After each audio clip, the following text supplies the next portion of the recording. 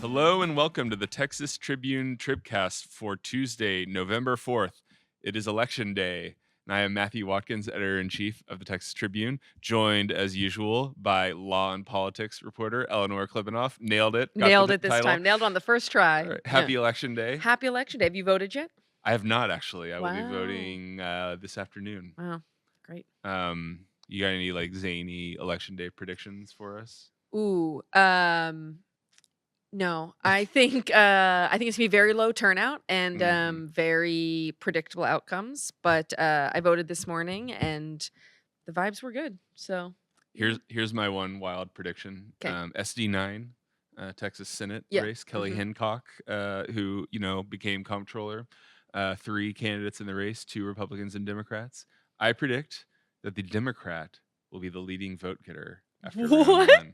Yes, it's a Trump plus 17 district. Do you want to put money on that? 2 credible. No, I don't. I don't believe in it that much. But I'm trying to bring some excitement to the podcast. 2 credible Republicans on the ballot.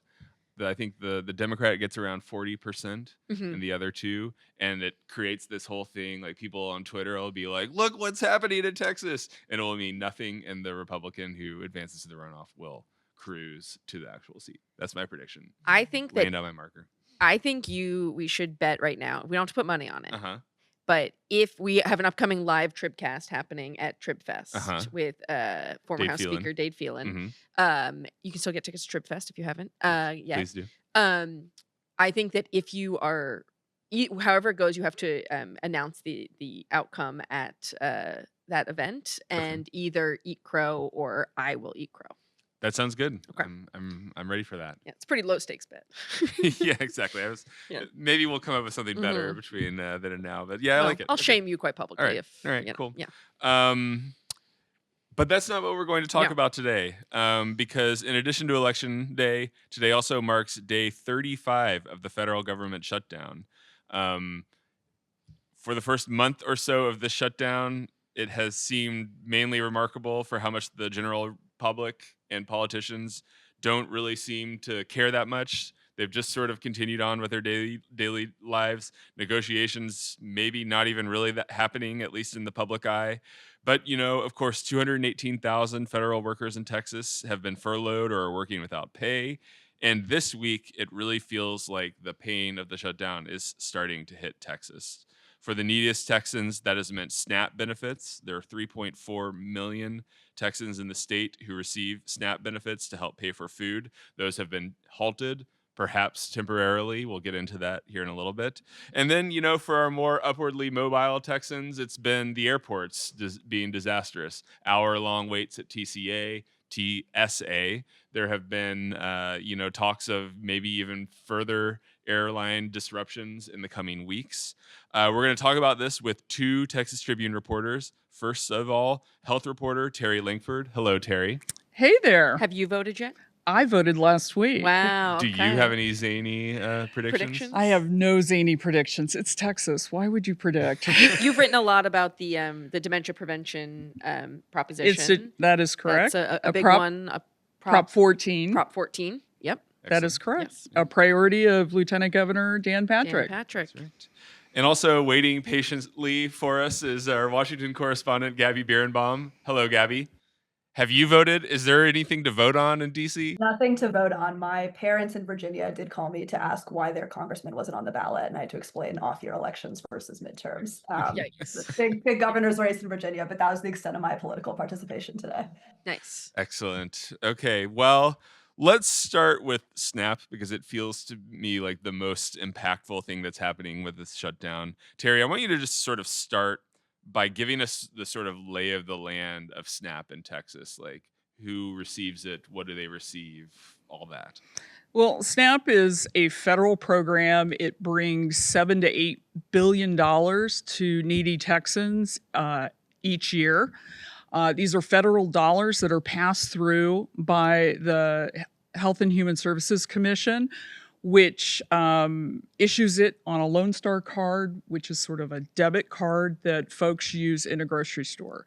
It is a supplement, so on average, the average allotment is around $400, But for a lot of people who wait for that allotment to hit their Lone Star cards to start grocery shopping, they're in limbo right now. Mm-hmm.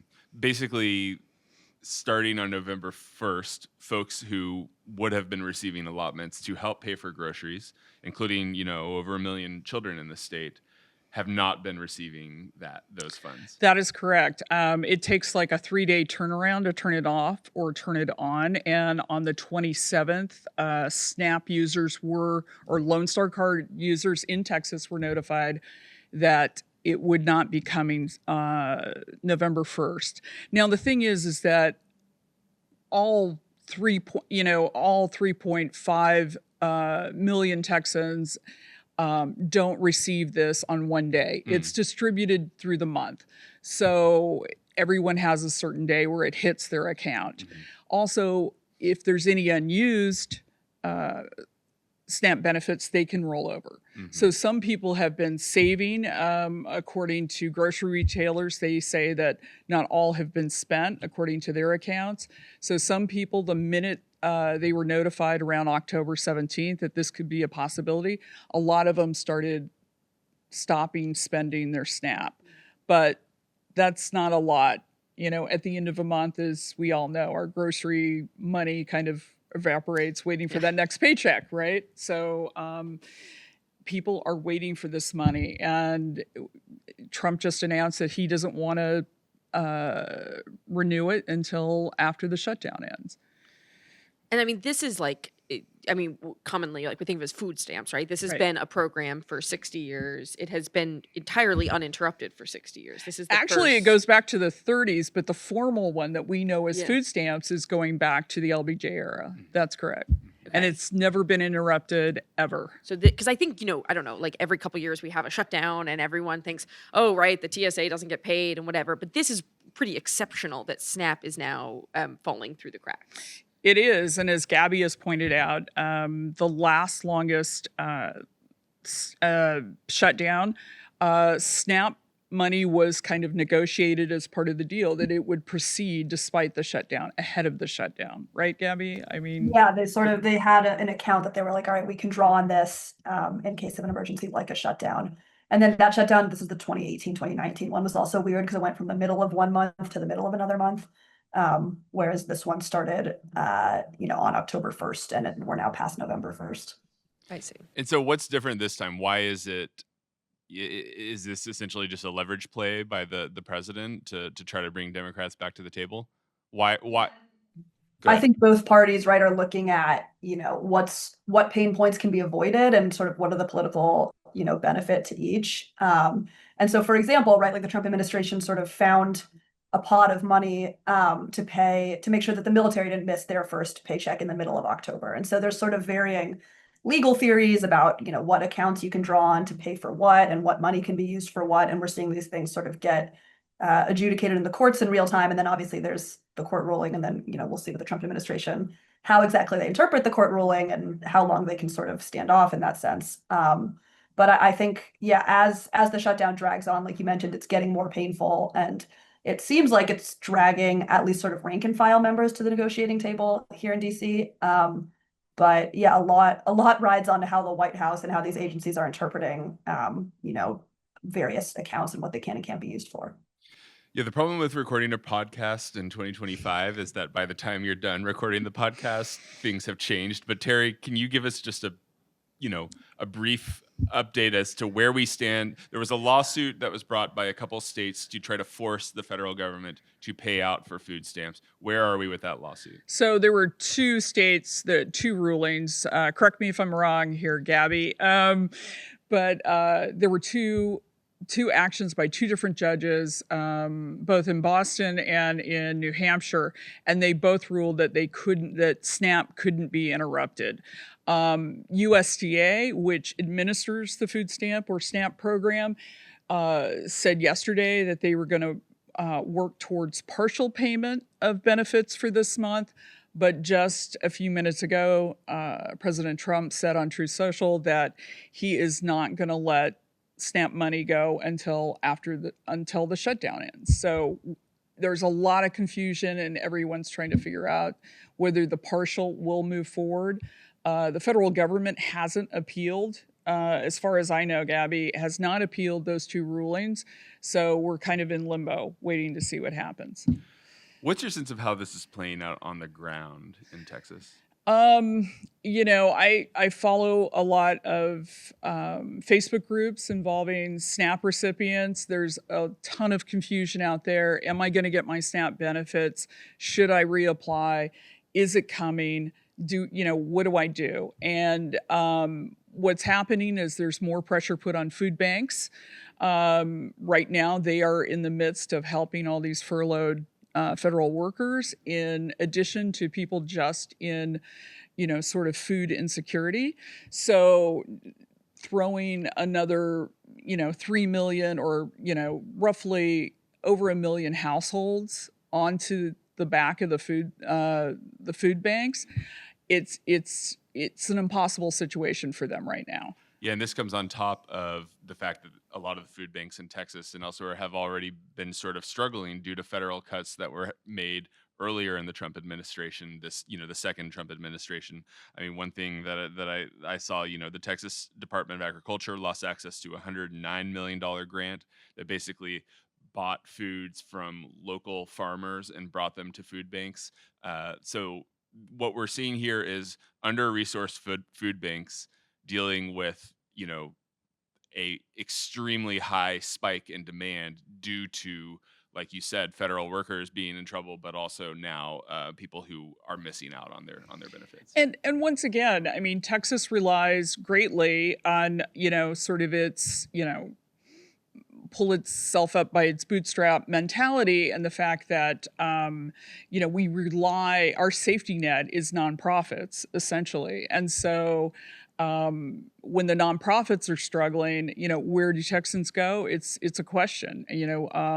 They have gone to Governor Abbott, as have Democratic lawmakers, in asking for some sort of state assistance to offset this loss. So far, that's not happening. We are seeing that in other states, but it's not happening in Texas. What could the state do? Obviously, this is typically federal funds that go to, right. It's a pass-through from the state. Well, what USDA has said, they've kind of issued a sort of line in the sand to the states saying, if you cover SNAP losses for the month of November, we're not reimbursing you on that. So you're on your own. Now, some Republican governors, notably Louisiana and Virginia, have said, well, we're gonna help out anyway. And they're moving money. And that's what Texas could do. It could move money from another agency on an emergency basis using Abbott's emergency powers. And then next legislative session, there would be a supplemental budget bill to kind of reconcile those books. So, I mean, that is one option. But that has not yet happened. That has not happened. But they are asked, but Democrats in both the Senate and the House have asked for that. Okay. Well, and one of the things, people advocating for Abbott to do this, they know, it would cost around $614 million to provide the SNAP funds for 1 month for November. Texas, they point out, has over $20 billion in its rainy day fund that could eventually, through the maneuverings that you bring up, essentially access to help cover these costs. Right. And certainly, I think you mentioned some other states have just sent money to food banks to shore them up. I mean, these food banks are not in a position to supplement $400 per family that gets food stamps on a dime. But some are thinking, I know California has sent emergency funding to food banks, several $100 million that way. We could do the same thing. That has not happened. We will say, though, social safety net / big TribCast fan, HEB, has sent some funds. They've sent $5 million to food banks. They have sent it to Feeding Texas. Now that was already in the works because of Thanksgiving. I mean, HEB does do this during Thanksgiving, and we have also, Paul Cobbler's written about the impact to retailers. People don't just go in and use exactly the amount they have on their Lone Star card. They also shop for other things. This can impact our grocery stores. Great point. So yeah, just a couple of facts about SNAP, which I'm going to read, but I will credit Terri for providing to us here. About 11% of Texans are on SNAP. I already mentioned 3.5 million people in the state. 1.7 million of those are children. You know, there are areas of the state where that is considerably, higher, though. The Starr County and the Rio Grande Valley, 41% of the population is on SNAP. Rural areas, South Texas counties, 25, a quarter of the population. So there are areas in the state that are really going to see are going to suffer because of this. And then one other data point that you pointed out, 42% of Texas SNAP recipients work. This is not just sort of. And another percentage of them are children. Right. And those pesky child labor laws. Right. And SNAP has regulations that if you have a child 14 and under, you are exempt from, rules that you need to be working. And 42% of those folks are working. So it's not that this is like, I think what some older Texans would remember as sort of a welfare check. Mm-hmm. That's pretty much gone away. SNAP is the biggest. It's one of the biggest nutrition programs. It helps keep a family stable. It keeps a family healthy and away from the emergency rooms. It pays dividends in many other ways. Okay, Gabby, I want to shift focus now to the airports, which you've been writing a little bit about in recent days. Tell us how the folks at DFW, Bush, Austin, various other places are feeling the impact of this shutdown. Yeah, I think for any listeners who have traveled in the past few days, I'm sure have been experiencing, there were enormously long lines at TSA at IH in Houston yesterday and over the weekend, 3-hour long waits to get through. There was a ground stop yesterday in Austin, and then DFW has just been pretty much every day in the top 3 in U.S. airport rankings for delays. And a lot of this is due to staffing shortages because air traffic controllers, TSA, are not getting paid but are expected to work. They're increasingly calling in sick. And when you have, when they don't hit a certain threshold, they have to necessarily issue delays because they have smaller crews working. And this has now gotten to a point where just today, Secretary Duffy from the Department of Transportation said that if this goes into next week, they might have to shut down certain parts of airspace. So this is something that members of Congress certainly feel, right? Because they travel more than just about anybody. Right. And so people often say that something that affects travel is like more likely to move politicians than almost any other issue. But yeah, I mean, I certainly think that's an area. And if I've seen a ton of people complaining about this online, about the lines and delays and everything. And so I think this is certainly another pressure point on Congress right now. Can you sort of explain, like, obviously it's clear from the way President Trump is talking about food stamps or this sort of fear of shutting down airspace, like the Republicans certainly are trying to hold on to some of these bargaining chips. What do the Democrats have in terms of bargaining chips other than just sort of weathering the pain of people being mad about this shutdown? Yeah, I mean, that's kind of why we're here, because one of the Democrats' only bargaining chips was the fact that you need 60 votes in the Senate for a government funding bill, and Republicans have 53 members. And so that was, I think, sort of the pressure for Democrats to not, vote for this funding bill that only funded the government through November 21st, that they were not included on negotiations, and to say, well, this is our one point. We separately want an extension on these ACA tax credit subsidies in healthcare.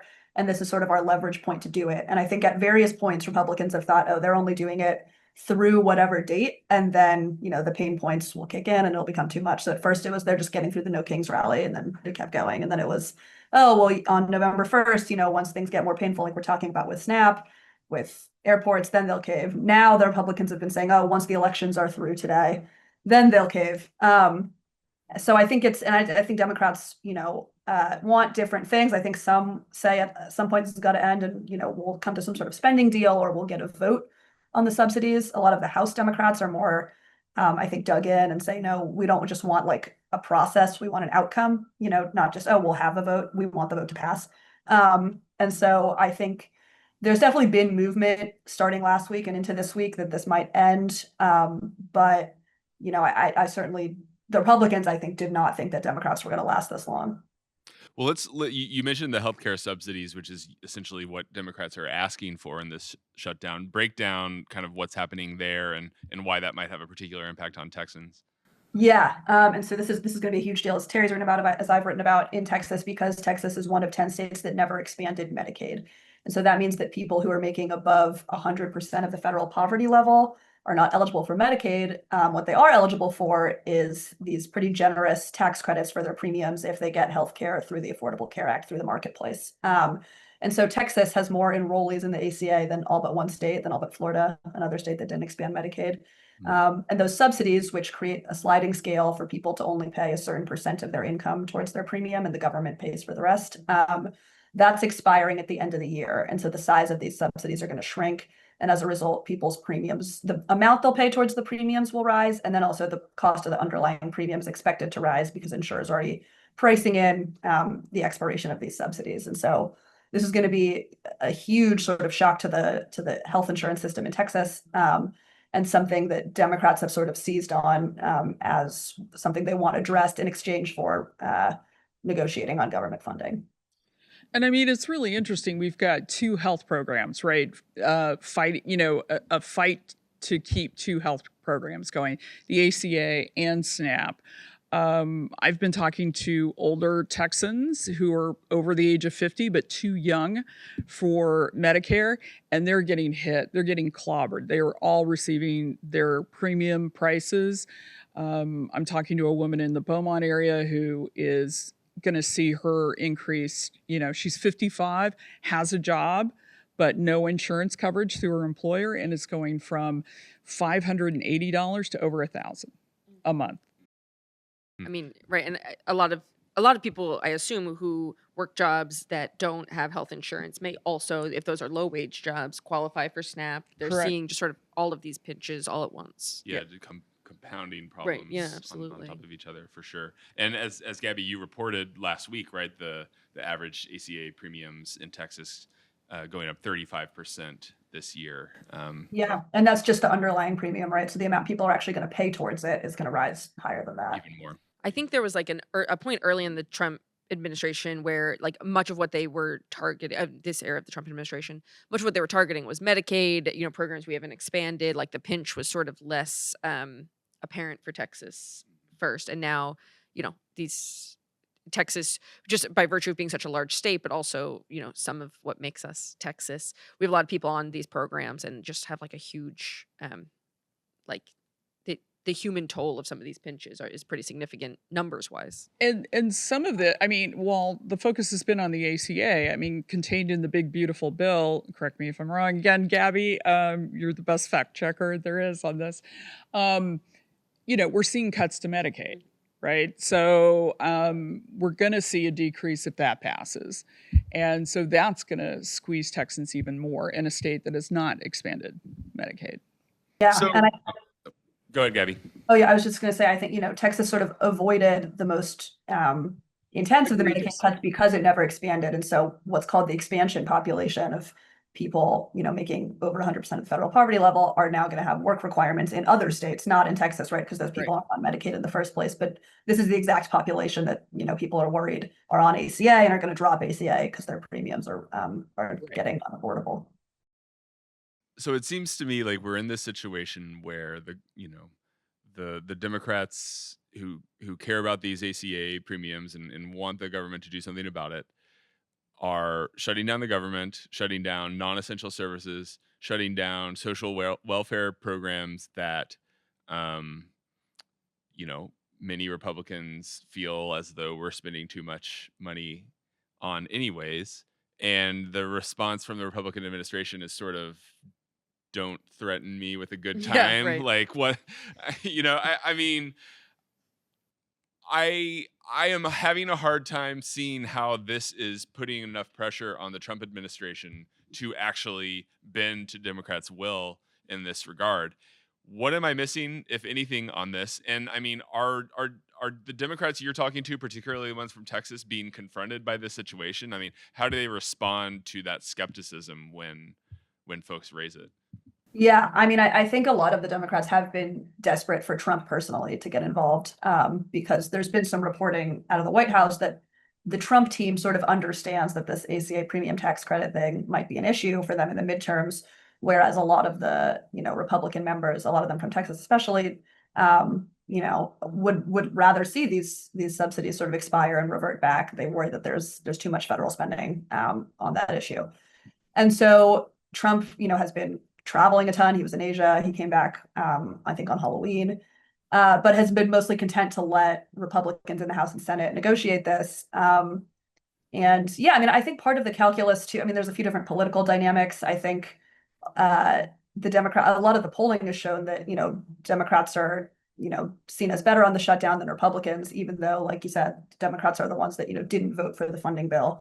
Mm-hmm. I think it's sort of the traditional political wisdom is like nobody cares about a 2025 shutdown when they go to vote in October, November 2026. So I think the timing here certainly means that both parties have incentive to dig in. But yeah, this is not a traditional administration. Russ Vought, the head of the Office of Management and Budget, was, I think totally fine with the shutdown and has been, threatening to lay off more federal employees. He did lay off some additional federal employees. And so, yeah, at a certain point, if you're saying which party is going to experience more pain from this, who takes the blame for things like SNAP being shut off, ultimately, when is it intolerable to either party that the pain that's being inflicted on people from the shutdown?